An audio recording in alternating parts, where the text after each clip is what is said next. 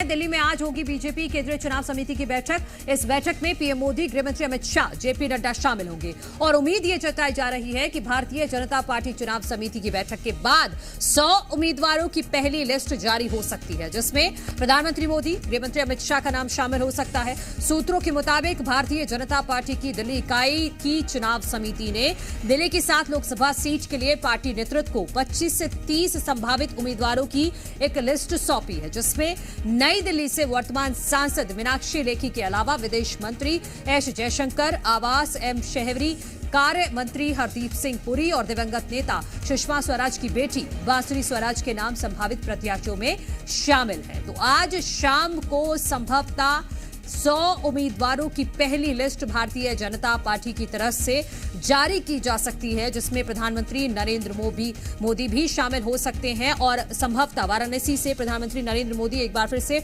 उम्मीदवार हो सकते हैं। केंद्रीय मंत्री हरदीप सिंह पुरी का भी दिल्ली की किसी सीट से नाम हो सकता है। बांसुरी स्वराज का नाम भी बताया जा रहा है। अमित शाह का नाम भी बताया जा रहा है, जो गृहमंत्री हैं देश के, उनका भी नाम इस पहली लिस्ट में हो सकता है। विदेश मंत्री एस जयशंकर को भी उम्मीदवार बना सकती है भारतीय जनता पार्टी।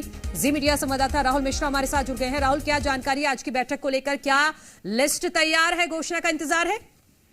देखिए, शाम के 6 बजे करीब में ये बैठक होगी और प्रधानमंत्री उसमें शरीक होंगे और ये बैठक काफी ज्यादा महत्वपूर्ण है, क्योंकि लोकसभा के चुनाव अब 2024 की बात किया है तो नजदीक है और 2024 के चुनाव के नजदीक होते हुए इसमें पूरी तरीके से कहा जाए तो बीजेपी अपनी तैयारियों में जुट गई है। कल कोर ग्रुप की बैठक हुई थी, जिसमें तमाम मध्य प्रदेश से संबंधित जितने जो टॉप लीडर्स हैं वो सारे के सारे मौजूद थे, जहां पर जेपी नड्डा भी उसमें मौजूद थे और एक रणनीति तैयार की गई थी। आज जो केंद्रीय चुनाव समिति की बैठक है, उस केंद्रीय चुनाव समिति की बैठक में सीट को लेकर के कि आखिर में कौन कहां पे लड़ेगा और लिस्ट भी, क्योंकि एक परिपाटी आपने देखा होगा कि विधानसभा चुनाव से ही कि पहले ही लिस्ट को यहाँ पर बीजेपी के द्वारा जारी कर दिया जा रहा है और वही परिपाटी अब इस बार लोकसभा के चुनाव में भी देखने को मिलेगा।